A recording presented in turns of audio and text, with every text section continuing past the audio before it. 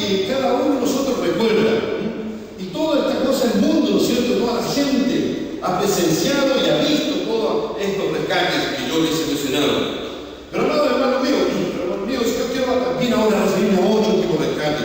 A un rescate, ¿no es cierto?, por excelencia.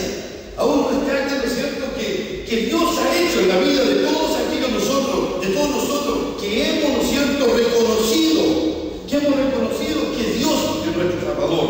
A ese rescate quiero que nosotros meditemos también hoy día, en esta tarde. Miren, quiero leerles un versículo bíblico ahí, Colosenses 1:13, dice: el cual nos ha librado de la potestad de las tinieblas y trasladarles al reino de su amado Hijo.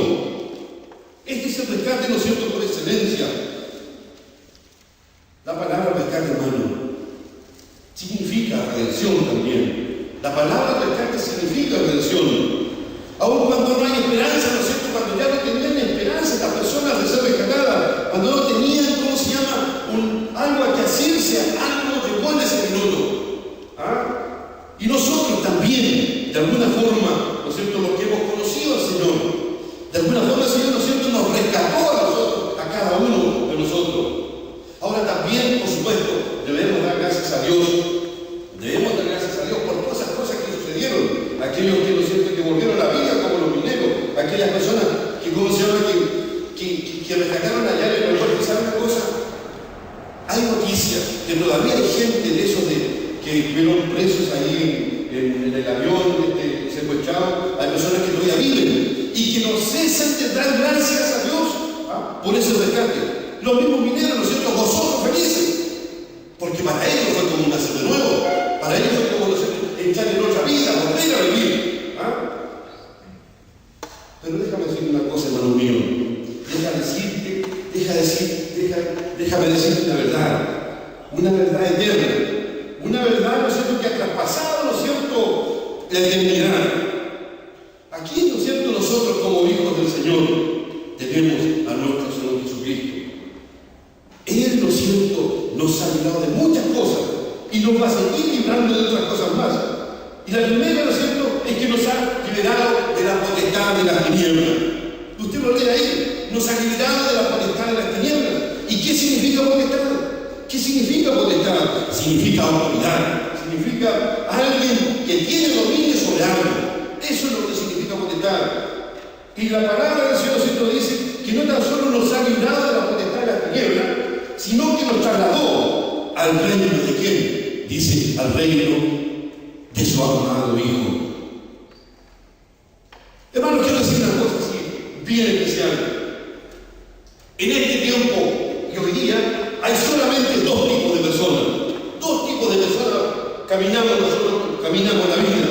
Personas que siguen bajo el dominio de las tinieblas y aquellos que por su gracia y misericordia hemos sido rescatados de las tinieblas y hemos sido trasladados al reino de Jesucristo. Esas dos personas son las que caminamos en este tiempo por el mundo. Y eso es algo, hermanos míos, eso es algo, aquellos que hemos sido, ¿no es cierto?, rescatados por la gracia y misericordia del Señor. Eso es algo digno de agradecer al Señor. Es algo digno de estar siempre con gratitud hacia nuestro Señor. Él nos ha rescatado de las tinieblas, ¿no es cierto?, y nos ha llevado, dice, a su luz admirable. Ese es algo digno que debemos rescatar y que debemos nosotros siempre dar gracias a Dios por estas cosas. Los milagros, ¿cierto?, que se han sucedido, las cosas que han sucedido y las personas que han estado en estas situaciones anteriores que me nombraban, ellos han sido agradecidos de Dios. Ahora esa gente, ¿no es cierto?, estaba agradecido y sigue agradecido de Dios. ¿Y qué pasa con nosotros? ¿Qué pasa con nosotros? Nosotros que el Señor nos ha rescatado, nos ha librado de la condenación eterna, nos ha librado de esas cosas con mayor razón, ¿no es cierto? Nosotros tenemos que tener un sentido de gratitud hacia nuestro Señor. Estábamos perdidos, de acuerdo a la Biblia, estábamos perdidos. Una persona sin Cristo que está, ¿cómo está? Está perdida, hermano. Una persona sin Cristo está perdida. Por eso le digo que hay solamente dos personas que vagan por el mundo.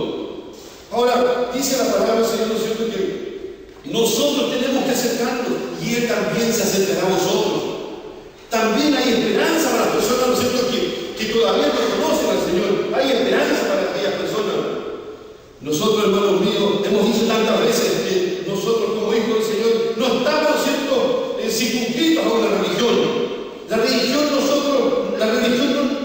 no salva. ¿Ah? Nosotros no tenemos una religión como hijos del Señor. Lo que nosotros sí tenemos es una fe en Jesucristo, una fe en Cristo, una fe del Señor, una fe, ¿no es cierto?, que nos ha llevado a reconocernos a nosotros como pecadores, una fe que nos ha llevado a nosotros a reconocernos, ¿no es cierto?, que andamos perdidos y que necesitamos que alguien nos tiende una mano para rescatarnos. ¿Ah? El único, hermano mío, el único, ¿no es cierto?, y siempre vamos a repetir que el único que salva, ¿no es cierto?, el único que rescata nuestra vida, el único que nos muestra el camino hacia la vida eterna, el único que tiende su mano es aquel que tiene un nombre que es sobre todo nombre, y ese es nuestro Señor Jesucristo. Y amigo, hermano, amigo, si usted no tiene a Cristo en su corazón, la Biblia dice que todavía está bajo el dominio de la tiniebla, donde estaba mejor un día yo o donde estaba usted también algún día. Eso dice la palabra del Señor. Eso nos encara la palabra del Señor cada vez que nosotros nos encontramos con el Señor Jesucristo. ¿Ah? Ahora, no nos debemos, a veces no nos damos cuenta, ¿no es cierto?, dónde andábamos. No nos dábamos cuenta hacia dónde íbamos, ¿ah?, porque Cristo no había llegado todavía a nuestro corazón. ¿Ah? Y muchas veces nosotros decíamos que vamos en el camino correcto. Claro, sí, pues. Vamos en el camino correcto. Si no soy bueno, no soy buena persona, yo sé que ando en el camino correcto. Pero ¿qué dice la palabra del Señor? ¿Qué nos dice Proverbios? En la Biblia, ¿no es cierto? Nuestras sagradas escrituras dicen que hay caminos que al hombre le parecen derecho, pero su final es un camino de muerte. Usted está pensando, ¿no es cierto?, que es una persona responsable, que es una persona que no le hace mal a nadie, que es una persona, ¿no es cierto?, que hace cosas buenas en la vida. ¿Sabe? Yo quiero que tengamos en cuenta estas palabras para el bronce, como dicen algunos, ¿no es cierto? Algunos escritores dicen eso, y dice: nadie, escuche bien, hermano, nadie va al infierno por ser malo. Escuche bien, nadie va al infierno por ser malo. Ni tampoco nadie va al cielo por ser bueno. Nadie va al cielo por ser bueno. Al cielo se va por tener a Cristo en el corazón. Y al infierno por rechazar a Cristo. Y cuando hablamos del infierno parece algo, ¿no es cierto?, salido de alguna lectura, no sé de dónde. Cuando hablamos del infierno, con los hermanos que hemos estado ya viendo, ya sabemos esto.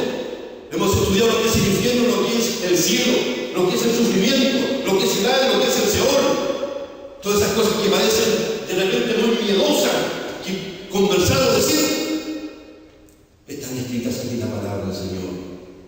Y lamentablemente, hermanos míos, lamentablemente para algunos, ¿no es cierto?, el cielo, ¿no es cierto?, a veces está vedado.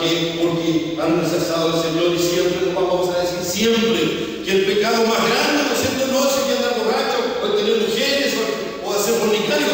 El pecado más grande que el hombre tiene es el rechazar al dueño de la vida, rechazar a Jesucristo. Ese es un pecado que no tiene perdón ahora, ni tiene perdón después de la vida eterna. No tiene perdón si tú rechazas a Jesucristo. Ahora, hermanos míos, dicen algunos también, no sé cómo la llaman, cuando yo soy bueno, hago buenas obras, no sé, doy comer a esas personas que andan por ahí vagando.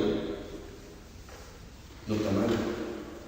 No está mal, hermanos míos. No está mal eso que lo hagan las personas que lo pueden hacer. Pero ¿saben una cosa? No hay ninguna obra que el ser humano pueda hacer para ganarse el cielo.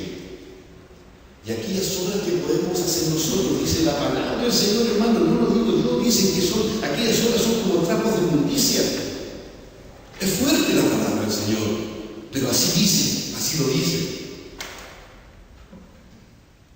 No hay ninguna obra que el ser humano pueda hacer para ganarse el cielo. La única obra que nos lleva al cielo, la única obra que nos lleva al cielo, es esa que estamos prontos a recordar. Esa obra, ¿no es cierto?, que estamos prontos a recordar la próxima semana. ¿Y cuál es eso? Es la muerte, ¿no es cierto? La muerte vicaria, la muerte de nuestro Señor Jesucristo, la muerte del rescate por nosotros, la muerte del Señor, la sangre de Jesucristo, dice la palabra, nos limpia de todo pecado. La muerte del Señor Jesucristo estar recordando la próxima semana, pero también vamos a estar recordando la resurrección de nuestro Señor. Y esa es la que nos da la esperanza, es la que nos da, ¿no es cierto?, el tener algo en que aferrarnos, como dice la palabra. Pero para eso, ¿qué tenemos que hacer? Aceptar a Cristo en el corazón. Ahora lo tenemos. Ahora antes, recuérdense antes, ¿qué tenía que hacer la gente antes? Cuando hablamos del Antiguo Testamento, ¿qué tenían que hacer? Buscar un sacerdote, ¿no es cierto?, y llevarle, ¿no es cierto?, llevarle un carnero para que él pueda interceder ante Dios por sus pecados. ¿Recuerdan eso, ¿no es cierto?, que el sumo sacerdote, imagínense, una vez al año, 2 millones de personas afuera esperando, 2 millones de personas esperando afuera que el sacerdote entrara al lugar santísimo para que llegara la sangre, ¿no es cierto?, del cordero, y ¿cómo se llama? Y Dios no perdonaba los pecados. Véanlo bien eso, remitía los pecados solamente, no los perdonaba. Dios solamente se dedicaba a eso. Pero, ¿saben una cosa?